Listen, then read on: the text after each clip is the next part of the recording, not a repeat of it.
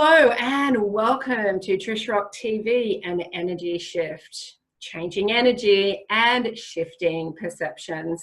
I'm Trish Rock, perception disruptor and intuitive success mentor. Today's guest is one of the most inspiring, empowered, loving, passionate and humble people that I have the honor to know. Naomi Smith has more than 25 years sales leadership experience with the corporate, financial and SME business sectors.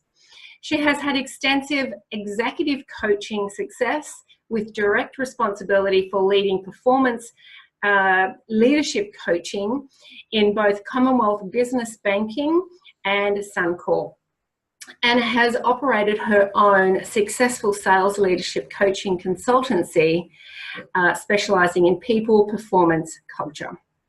After personally experiencing the challenges of being a senior woman in business, trying to have it all, Naomi has created several mentoring programs for women around relationships, career, and living a life of fulfillment by being the best they can be. With a strong understanding of the drivers of small to medium business, Naomi has been a judge on the Telstra Business Women's Awards, AIM Leadership Excellence Awards, and is recognised on the Who's Who of Australian women for her contribution in mentoring women in the financial business sectors. Having been diagnosed with breast cancer in May 2018, Naomi has taken time out to undertake a series of treatments, including surgery, chemotherapy, and radiation on her journey to wellness. This journey has been a head, heart, and soul sabbatical, which has led Naomi to a new level of spiritual and emotional connection, bringing unexpected gifts and growth throughout the challenges. Now living at Noosa on the Sunshine Coast with her amazing partner Andy and her beautiful daughter Tiana, Naomi is focused on creating a new life that is healthy, happy, prosperous and connected. Naomi is also a qualified workplace trainer, executive coach, facilitator, sales leadership coach, speaker, author, e-disc behaviour facilitator, NLP master practitioner, productivity trainer and expert in masculine and feminine dynamics. Awesome. Welcome, Naomi. That sounds a lot, doesn't it? Maybe I should shorten that down a little. That's amazing. You've just achieved so much, you know, in your life and helped so many people in so many different ways. It's incredible. It's funny, I was sitting there listening to it thinking, you know, one part of me was saying, you know, gosh, that's too much. And the other part of me was looking back going, wow, I'd forgotten that I'd done all of that. And I do feel really proud when I actually hear it read back as well, because sometimes you forget, you know. So yeah, thank you for that beautiful introduction, Trish. It's great to be here. You're welcome. And you're right, we do forget. Sometimes we just look at today and we forget our path that we've come on. So yeah, absolutely. So Naomi, let's talk a little bit about your recent experience with breast cancer. What did it feel like when you were first told that you had breast cancer? Yeah, sure. I guess I'll just take a step back and lead up to the point when I was told, if I could, and just sort of share what that journey of knowing that you've got breast cancer actually looks like. So one morning, it was a Saturday morning, I woke up and I put moisturiser on my skin every day. So when I have a shower, I put moisturiser on my skin. I just love to have beautiful smelling moisturiser, and I love my skin to feel nice and soft. So I'm really used to sort of rubbing my boobs, you know, and putting the moisturiser on. And there's one particular Saturday I rubbed my boob and I went, oh, that wasn't there yesterday. So all of a sudden there was a lump that had popped up on my left breast. It was right there. And I went, gee, that feels, you know, a little concerning. So I had an appointment for a doctor on the Monday morning at 8:30, which was the first time I could get in. So I went straight to the GP. The GP said, yeah, we need to get this checked. Couldn't get in for my ultrasound and mammogram until the Wednesday. So I went to have that done on the Wednesday. At that ultrasound, they said, this doesn't look good. We're going to need to do a biopsy, which is where they basically put a needle down, take a piece of the tumour or the lump, the growth, and then they test it, right? So couldn't get that done until the following Tuesday. So this is now a week and a half. And I bet the panic was probably starting to set in then, right? Yeah. So you kind of, as soon as you feel a lump, you start to panic. And then like at every point they're going, this doesn't look good. This doesn't look good. So you kind of, this is build up. And then, so then from the biopsy, then it takes 24 hours for the results to come back to the GP. So by the time I actually knew that I had breast cancer was the following Wednesday, so sort of a week and a half, say. And by that point, I pretty much kind of thought that I did. And when the GP told me, it was like, I thought that was the case, just given the reactions that I had along the way. But then that opens up a whole other can of worms because, you know, your GP says, yes, you've got breast cancer. And you go, okay, so how bad is it? How far has it spread? What do I need to do? You know, your mind sort of goes straight to the worst.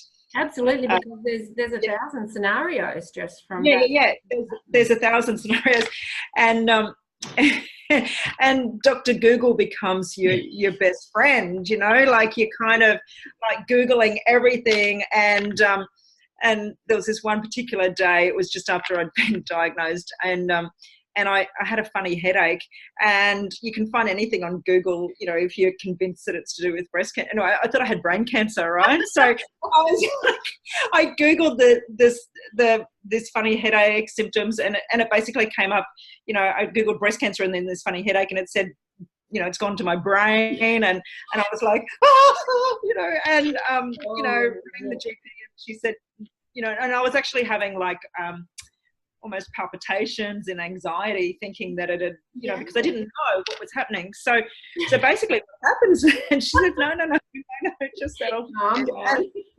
And so then what happened was, she said, okay, you need, because the GP basically couldn't tell me anything more than I actually had breast cancer, didn't know, you know, you have to go to a specialist, right? Yeah. And to get into a specialist took about, I think it was 2.5 weeks to get into a specialist. And then they say, you know, basically they don't really know anything until you do surgery. Oh. And so you've got to wait for your surgery, right? So luckily, so there was lots of sort of, you know, like, you know, you get to this point and then you got to get to the next one and then the next one. So then you do your surgery and they take the lump out and they do this thing called sentinel lymph nodes now, where they put a blue dye into the place of the tumour, watch where it runs, and they take out the first lymph node and check it to see if the cancer has gone into your bloodstream and reached the lymph nodes. So they do all these tests, they do MRIs, you do all these sort of, you know, loads and loads of tests. They analyse the actual tumour itself and so on, but you don't get the results from that until like another week after surgery. Oh my goodness. So by the time surgery's done and then the week later you rock up to the surgeon, that's when you actually find out what the real deal is in terms of your diagnosis. So all of that time, you know that you've got it, but you don't really know kind of what that means. Wow, that's a real, you know, that's the bringing yourself up to that first appointment really is very stressful, isn't it? It's yeah, that's right. It's and you can't help but think the worst, even though, you know, my situation was actually, you know, reasonably good. So, you know, gosh, okay. I didn't realise it was such a long process to actually find out. I thought maybe a couple of weeks. I didn't realise it was, you know, all those different steps just to find out. Yeah, I would think it would have been roughly about a month. Wow, okay. Just thinking, working back the dates, roughly about a month or 4 to 5 weeks from when I was diagnosed until I actually really knew what was going on, because breast cancer is actually not just one type of cancer either, it's 4 different types of cancers. So I didn't know that there were 4 different types. And I've just heard people talk about breast cancer, and, you know, so you don't know which one you've got. You don't know what your treatment plan is going to be. You don't know any of that until they do the surgery. They actually do all this analysis and so on. And then you know kind of, well, what does the future look like? Yeah.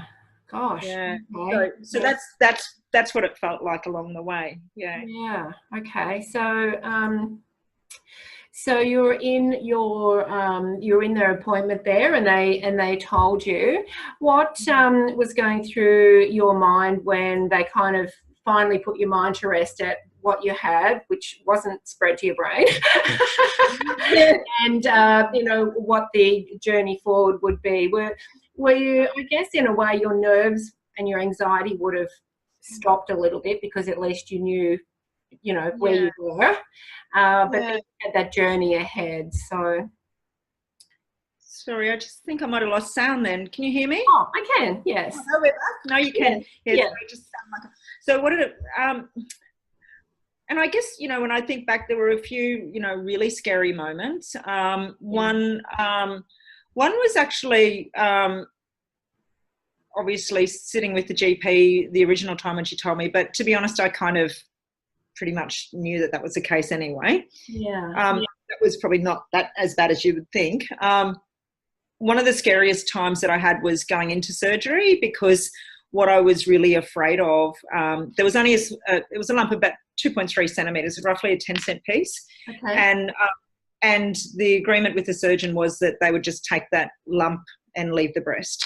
And I had, you know, total fears of them cutting into my breast and then realising that it had spread more than they realised. Yeah. And I just was, you know, irrationally scared that I was going to wake up out of surgery and have no breast. Yeah. And I think that would be, I mean, it's all scary, isn't it? But I think for some people, you know, it is actually a planned decision to have that. Yeah. Whereas in your case, it was like, I don't know how I'm going to wake up. That really would have been. That's right. The next scary thing was going back to the surgeon after the surgery had been done. And at that point, you know, that was when I was to find out how far it had spread. You know, was there any evidence of it anywhere else in my body? And what type of breast cancer I had and what the future treatment would look like. So, and that was quite a scary point. But, you know, my surgeon was excellent and just talked me through it. And pretty much what they do these days is they do it. It's pretty good actually how they do it. They kind of put all your details into a spreadsheet, and they'll say based on, you know, your age, the size of the tumour, the type of the tumour, the clearance from where they took the tumour out, what else? There's you know, your lymph node results, like, you know, there's all sorts of statistics that they put into a predictor model, and they basically say your survival chances of you, you know, surviving now through this and not having a recurrence of it are X as you stand today. If you do this treatment, it will give you an additional X in your survival treatment. So it's kind of it's a numbers game almost to some degree, where you can kind of go, you can understand that statistically, where I am, I've got this much of a chance of being okay. If I do this and this and this, then that will increase my likelihood of being okay. So, so it's almost like you sort of buy yourself a little bit more certainty by choosing the therapies. Yeah. Okay. And I think for some people, choosing those therapies would also be a big decision too. So, totally.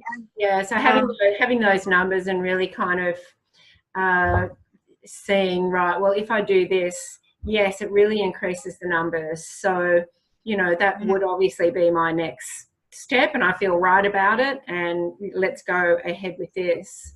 Absolutely. It's but it's such a personal choice, you know. It is such a personal choice. And, you know, I had a lot of you know, beautiful friends contact me and say, you know, please don't do chemo, please don't do radiation, you know, look at this and this and this. And you know what, I take on board everybody's thoughts, and I think there's some really good alternate you know, treatments and so on. But my personal view was, I'm going to take the textbook treatment, and I will also do my own, you know, personal stuff on the side as well, my own alternative as well. So I took both. Absolutely, and, yeah. But, you know, I honour and respect that everybody has a personal choice, because there's a cost that comes with doing the treatment as well. Not just a financial cost, a physical cost. Oh, absolutely. But I mean, there's pros and cons to all of it. But, you know, behind the scenes, you know, you were also giving your body the best environment to heal in as well. Yeah, I was doing a lot of stuff that I could do myself as well. But I guess, you know, what came to my mind was, you know, they say trust in God, but lock up your camels, you know. I like that. Yeah, you know, it's kind of like, I have faith. I do all the things, you know, like diet and exercise and trying to keep stress free and stuff. But, you know, I also acknowledge that medicine and science has come such a long way in healing and curing. And I took on board the support that I got through the traditional system. Absolutely. And it's interesting, it just straight away came to mind your work with the masculine and the feminine, and there's a balance within each of us of the masculine and the feminine. And even in your everyday life, you're using the balance of that. So I think that's brilliant. Good point, actually. Yeah. So doing all the textbook stuff. Yeah. So it's practical stuff, and then you've also done the spiritual, energetic stuff too. You've really brought it together. Yeah. Yeah.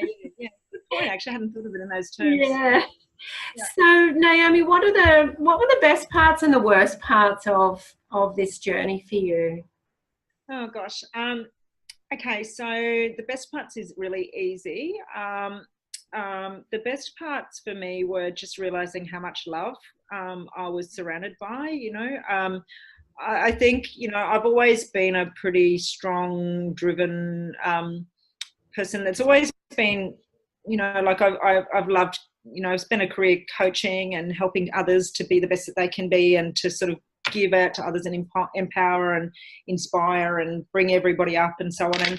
And sometimes, you know, that's what I do because I love it.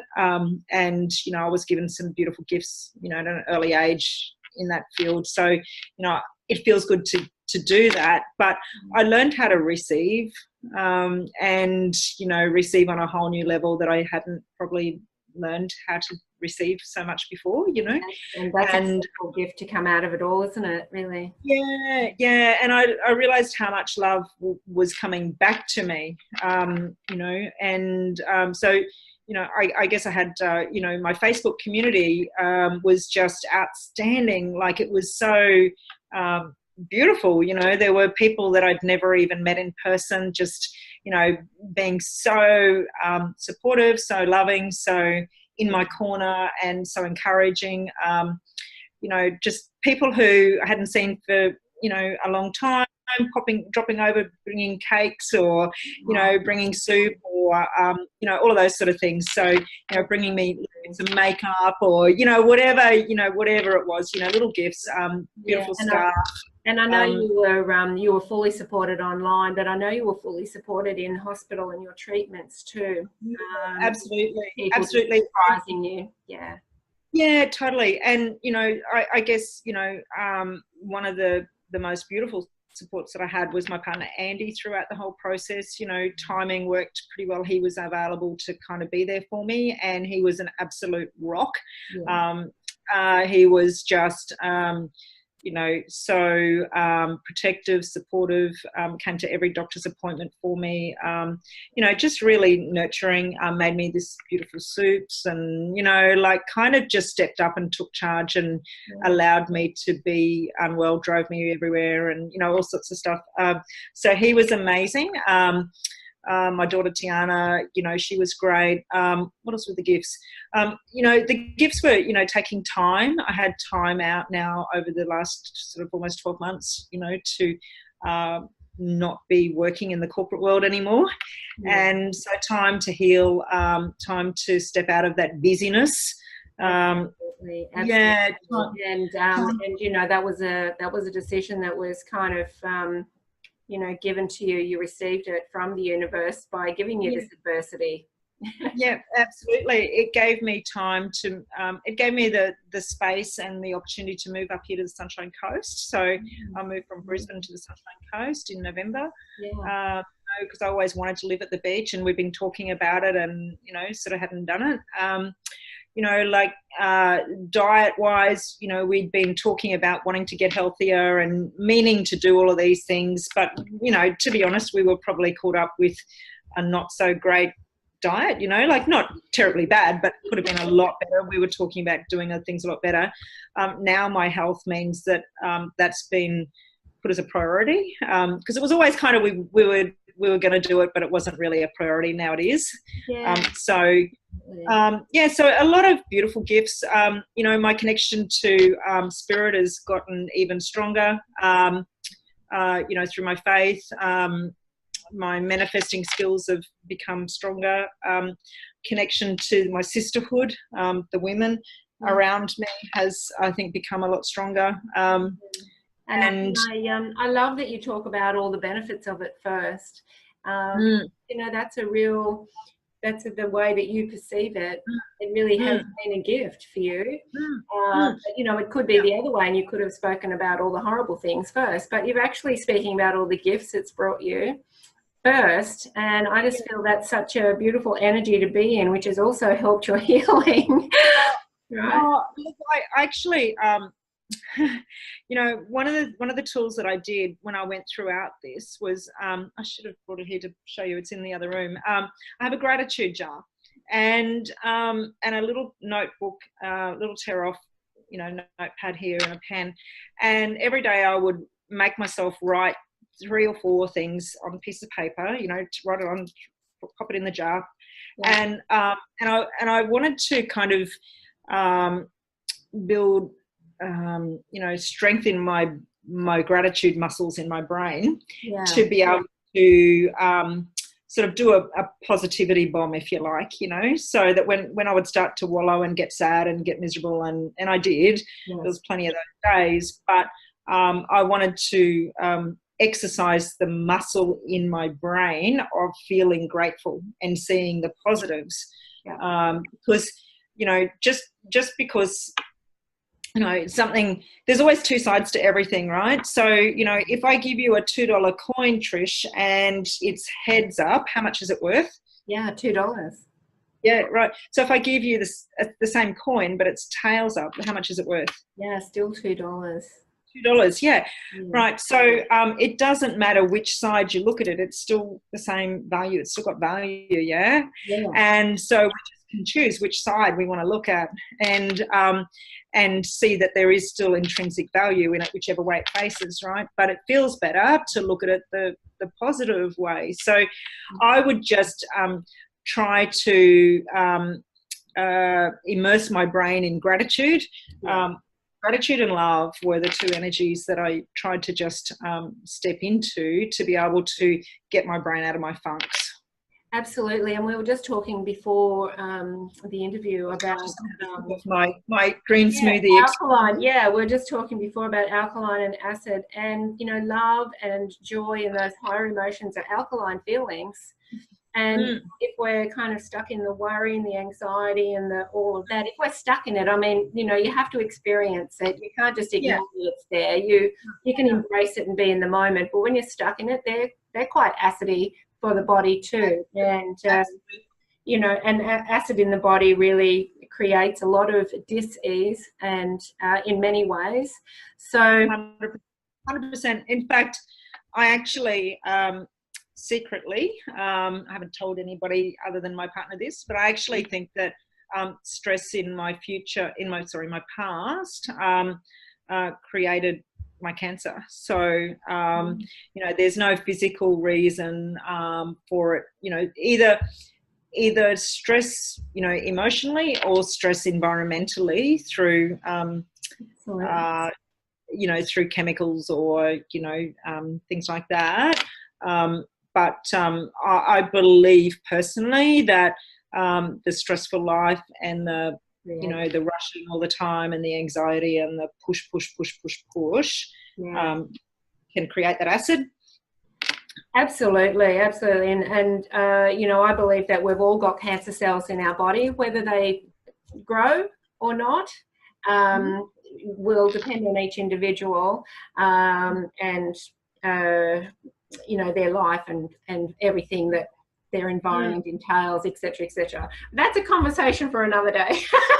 Yeah, we could go on all day, couldn't we? Yeah, I know, right? There's so much to talk about. So Naomi, for people who are currently in the throes of this anxiety and the worry and the pain of the treatment and everything else, you know, there's obviously was some really bad times when you were, you know, really low. I know the treatments don't make you feel that well. Yeah, totally. You know, did you just honor yourself in those moments and just feel supported and just not try to push yourself, or how did you deal with the bad times? Yeah, I mean, I certainly had lots of low moments. Yeah. There were plenty of those. You know, it wasn't all sunshine and rainbows and unicorns and puppy dogs. It was bloody tough at times. What did I do? One of my favourite tricks, because I used to get really freaked out getting my chemotherapy, because they were trying to put the needles in the veins, and then they, you know, that sort of worked for a while, and then my veins started shutting down, and they're like stabbing these needles in, and they couldn't get it to work, and then I ended up having to put this horrible thing in my arm. This I don't even think what it was called anymore.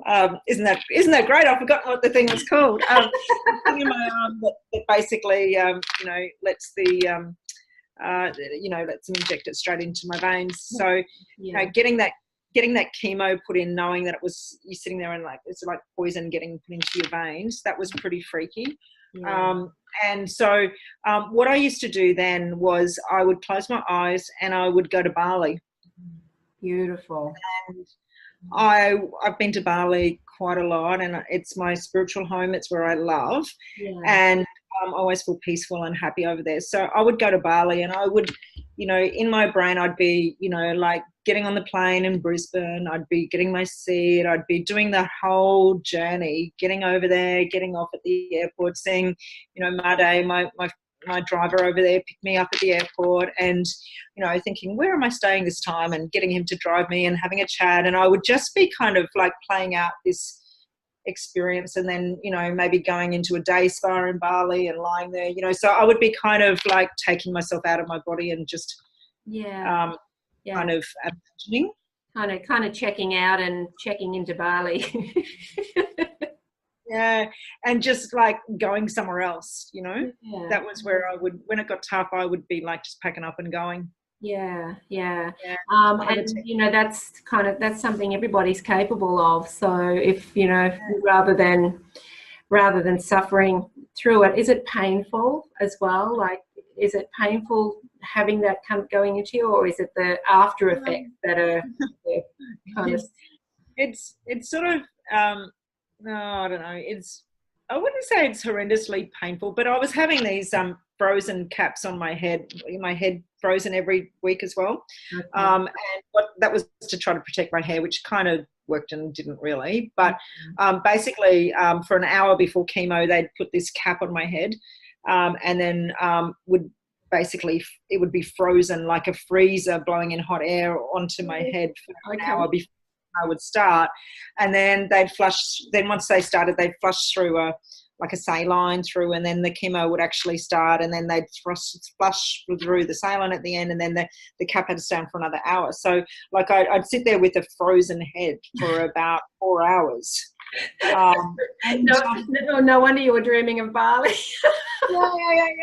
And before that, they do blood tests every week to make sure that your cell counts are right to be able to take the chemo and everything. So it's all this kind of like, you know, a lot of hanging around, and it's I wouldn't say it's all that particularly painful, but it's certainly unpleasant. It's uncomfortable, yeah. And sitting there with your head frozen. Yeah. That's It ain't. Yeah. It's not what. And I have to say, you looked lovely with no hair, by the way. Oh, thank you, darling. I just had my first haircut today. Wow, monumental. Yeah, this is my first haircut after chemo, so I lost all my hair, and it was growing back, but it started to go a bit weird. It was kind of like this, because I had straight hair and it grows back curly, right? So, but then after a while, apparently the curls grow out and it's straight again. So I had this kind of weird afro straight, like curly, and I don't know, it was all like. So I went to the hairdressers today, and today is my first haircut. So beautiful. Well, I've got the short do on you. We're both kind of pixie. Yeah. So moving on now. Yeah, and Naomi, one thing that you did that you have said to me about your whole journey is that after the operation, you knew the cancer was out of you, and you followed through with the treatments, knowing it was part of the course and the numbers and all the rest of it. But on an internal level, you already knew the cancer was gone. And do you feel that mindset helped you get through those days of chemo and radiation? Yeah, I always saw myself as being healed. Yeah. And I always called this my journey to wellness. Yeah. And for me, it was always about, the cancer was gone. So my friend said to me one day, he said, it's like, you see a weed in your backyard and you go along and you cut that weed out and that weed's gone, right? But then what you're going to do is you're going to get a couple of gallons of Roundup, and you're going to spray the garden, and then you're going to spray it and spray it and spray it and spray it and spray it and spray it and spray it and spray it and spray it and spray it and spray it and spray it, but the weed's gone. Yeah. And so we were just doing some, preventative work, just in case there were any tiny little cells, because your cells can't be picked up until they're multiplied at least 24 times, right? So you can still have tiny cells around that they can't find unless they grow. So, this was all to stopping any little tiny ones that hadn't grown yet, to just stop them. The cancer was gone. Yeah. And so in my mind, the cancer was gone. Everything else was just preventative.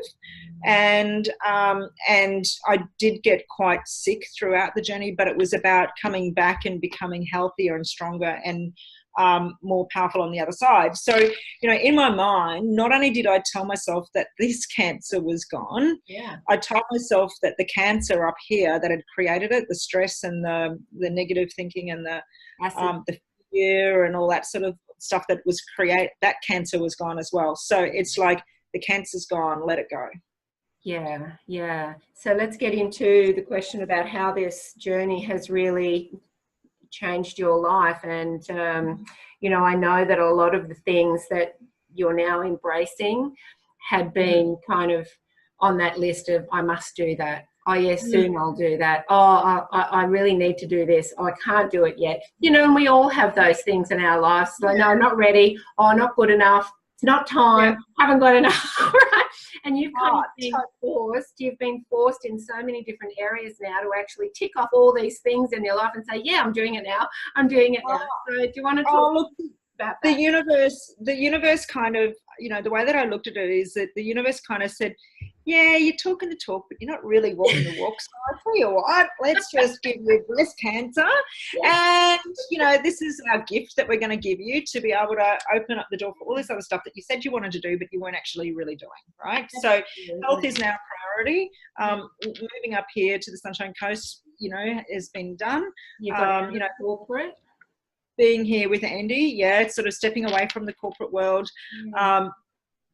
Connecting with my girlfriends, the spiritual stuff. I was always pretty spiritual anyway, but the last sort of 12 months has really taken that to a whole new level. But probably the biggest thing that's come through for me has been my life purpose work, if you like. And that it's become even clearer, because I was before all this happened, I was actually looking at returning to my business about helping women to find love, right? So I have done a coaching business in the past where I worked with, provided one-on-one coaching for women to be able to, you know, who'd been single for a while, or had been, you know, there'd been some time since they'd been in the dating world, or, you know, all of that sort of stuff, you know, had a few breakdowns, you know, maybe need a little bit of help with their confidence or strategy, or, you know, how do we get back out there and find the one? Because it's scary going out dating in your 30s, 40s and 50s. You know, it's a bit different to when we were in our 20s.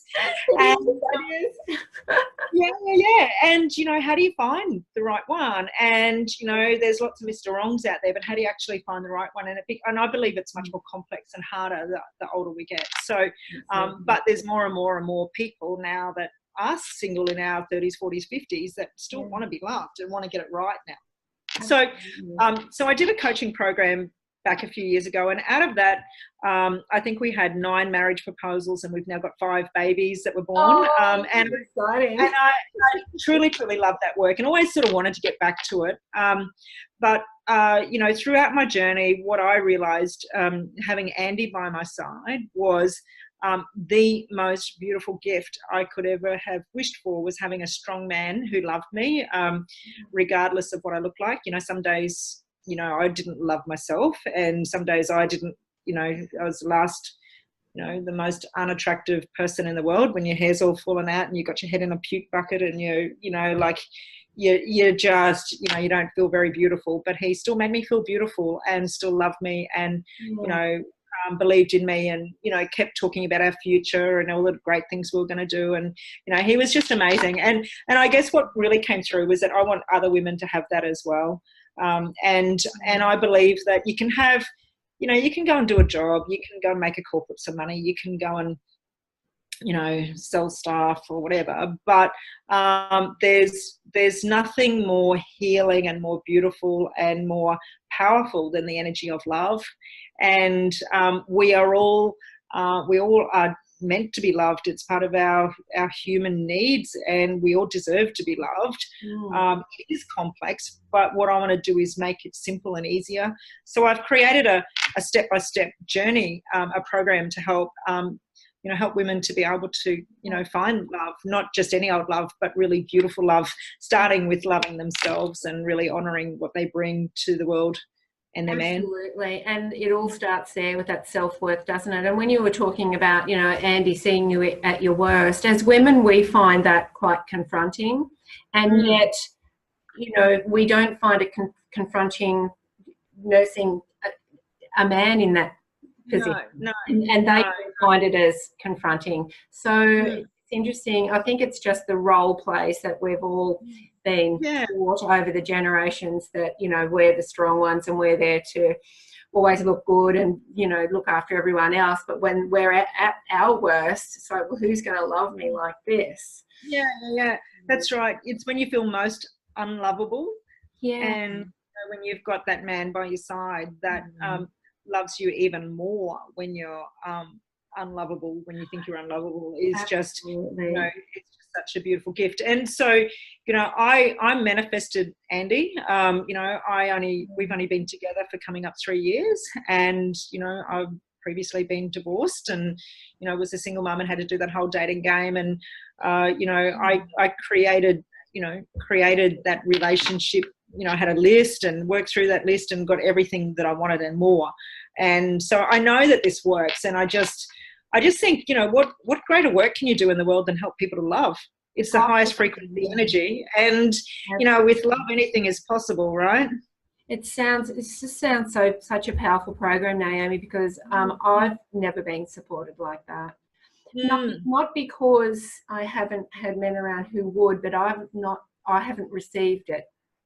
And so, you know, to actually learn how to receive that from someone, that just takes your relationship up to the next level, a really deeper level, because there are men out there who will support us like that.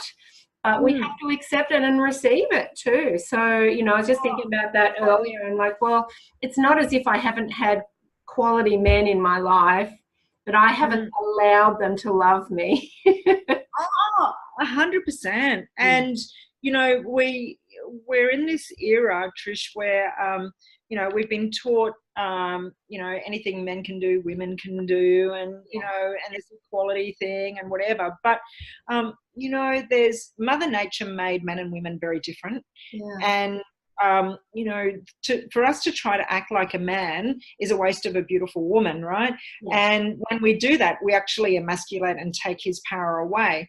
So when we understand the true nature of men and women in terms of biologically how we created, what are the chemicals that we produce different chemicals in relationships in our brains, right? So, you know, the stuff that he's getting is very different to what we're getting in our brains. So, but it's how do we help to bring out the stuff that's going to make him feel like Superman.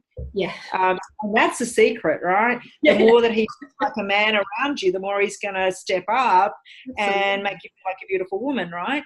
But when we try to sort of be in control and lead and, you know, make all the plans and do everything and criticize him and, you know, this is the best way to do it and all that sort of stuff, which is, you know, what we sometimes do because we're used to being strong power chicks, getting shit done and, you know, all that type of thing. It's kind of sabotaging it though, isn't it? It's like, you know, I want you to step up, but then you don't allow the stepping up.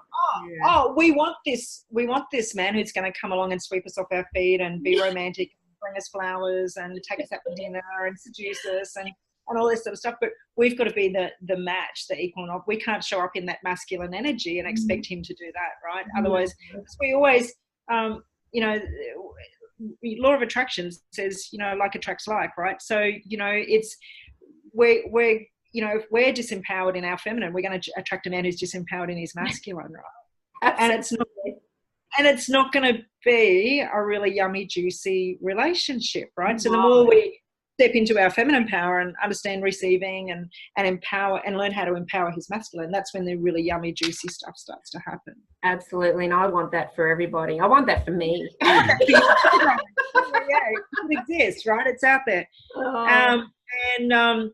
You know, what you're not given a desire without the means for it to happen, right? But I love that about life. Yeah, I love that about life. But you are given lots of you know, lots of opportunities to grow, to become that person.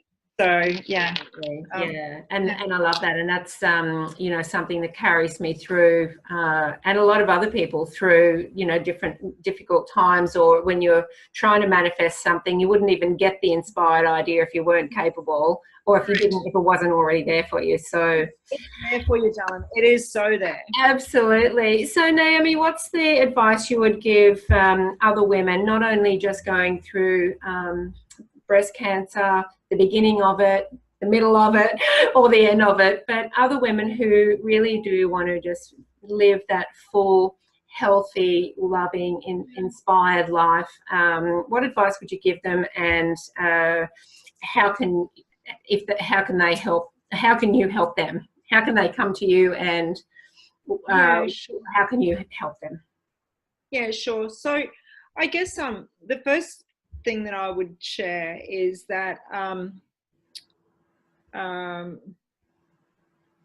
it's okay to, everything's okay, right? So nothing's wrong, and it's okay to feel everything that you feel, you know, whether that be shock, denial, anger, you know, depression, resistance, you know, fear, all of those things. You don't have to try to be you know, little Miss Pollyanna and pretend that everything's okay, because sometimes it's not. So, you know, first of all, just be real and accept that it is what it is. And, you know, because, you know, I might come across now as being quite positive and upbeat, but there were certainly times that I wasn't.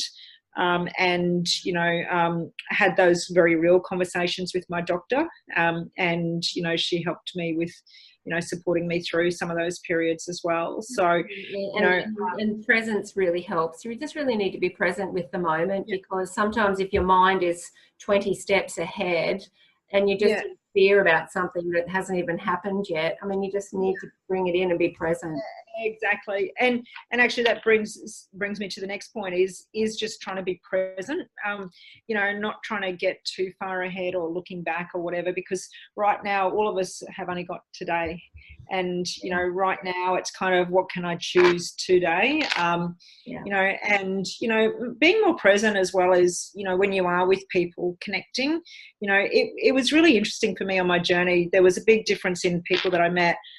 Some people would be really present and sit down and go, how are you? What's it been like? How you feeling? What do you need? And other people would almost be scared to even have eye contact, because they didn't know what to say, or they'd talk about everything else, and you're sitting there going, I've even just come out of chemo or whatever, Wow. Talking about the weather and everything. And I don't know if they kind of think, that you don't want to talk about it, or they're not comfortable, or whether they can't cope, or I don't know. But, it's quite, I guess the next thing is that people all react differently, and not everybody's going to be a good supporter for you. But sometimes people that you don't expect will be. So, I guess let go of expectations of people around you. Yeah. Because when you go through something like this, not everybody copes. And sometimes also you got to choose who you allow into your inner circle, because there's well, you've got to protect your energy too, right? Correct. Well, you're not there to be everything to everyone. And sometimes people are all kind of like, they're upset because they're seeing you in this situation, and like almost you're healing them, so and it brings the truth home to them too. It's like, oh my goodness, this could happen to me, or how would I be in that situation? So it's there for people's fears. Yeah. And you're dealing with everybody else's stuff, so you kind of have to be careful about that. It's just interesting, just noticing but there's no right or wrong. Everybody's different, the single best thing that people can do that could have done for us when we went through it was cooking a meal. That was, I had quite a few friends that cooked a meal for us when we were going through chemo, and that was fantastic, because it wasn't just me, it was, Andy and Tiana that were going through it as well. And so cooking a meal, a family meal, was really appreciated. That was something that I think just, was amazing. And it's not a little thing. People might think that's a little thing, but it's not. That's in the scheme of things, that's a big help on that day. Well, it felt like love. It felt like love, right? So food feels like love, right? So, women, when we cook for our, family and friends, we put love into the food and we nurture. Yeah. So cooking a home cooked meal felt like a nice big dish of love for me. So for all of you. And I didn't care if it was sausages or baked beans. I didn't care. Right? It was just a big dish of love that came from somebody who cared enough to cook something for us, so that was really good. But I mean, it's sort of I don't know. Everybody's journey is so different, I was probably pretty lucky, to be honest. I've come out fairly, it was bloody tough, but I've come out pretty good with a good prognosis. So not everybody does have my prognosis. So but that's a conscious choice for you to feel lucky about that too, because you've made those different choices, and just having different perception on things and choosing the better feeling. Choosing better feeling. The other thing that I was sharing with you the other day, Trish, was, when we were talking earlier about the numbers, that the surgeon gave me all my numbers, and basically, if I did the treatments that I got that I took, it brought my likelihood of survival up to about 90%. Yeah. Right. Yeah. And so in my head, I kind of went, 90%, yeah, that's statistically, but that's normal people. That's everyone else's numbers. I don't play by the rules. I make my own rules, and it's only illegal if you get caught, right? So so I fudged the numbers, and I've gone, you know what? That's their figure. I'm going to do my mindset work. I'm going to do my health, and change some things in my life that and I'm going to see myself, my number's not 90, my number's 95, right? So I've already chosen that I've got a 95% survival rate, and I cop the 5% going, well, you know, nobody ever has 100%. So I fudged the numbers is my other thing. And then I lifted you up to 98% because you're in the top 2%. So, you know, it's like it's gone, you know. So it's true. Brilliant. I see it as gone. Absolutely. You saw it as gone as soon as the operation was finished, and I just take my hat off to you, and you're just glowing, and you just look amazing, and you know, life is really taking off for you. So all of your links and how people can contact you are all in this post here for people to connect with you. And what's one last thing you'd like to say to all the women and men who are watching, who are looking for love, who are looking for support, and who are looking to change the way they show up in relationship? Yeah, sure. So I'll be launching my new program very, very soon. The program is called The Top Shelf Woman. The website is thetopshelfwoman.com. So the program is really all about getting clear about what you want first. Is, you know, the first step really is kind of, well, what's right for me? You know, before you go out looking for a partner, it's like, well, where do I want to go? It's like setting your destination in your GPS, right? So getting that really clear vision. Then we do lots of work around understanding men and women in love, becoming the best you can be, letting go of your old pain, forgiveness of the past, all that sort of stuff. And then, you know, we do an actual step-by-step process to get through the dating journey, how to write your online dating profiles, and how to, you know, have multiple partners all at the same time until you know, decide who you want to settle with, and so on. And you know, how to have information. I don't think you can find that anywhere else. So have a lot of fun. You know, it's like, you know, I've done so much work, like written literal scripts and dating profile guides, and, you know, what sort of photos to use, and, you know, everything down to, you know, what to text to them if they're, you know, how to get them to step up, and how to send, like, all these lovely flirty text messages that you can just go, oh, I like that one, and like everything's done, right? So you know, and there's, you know, how to look at red flags and what to look out for, and how to know if there's dating scammers that are trying to, you know, take your money, and, you know, all of that sort of stuff is always all in there. So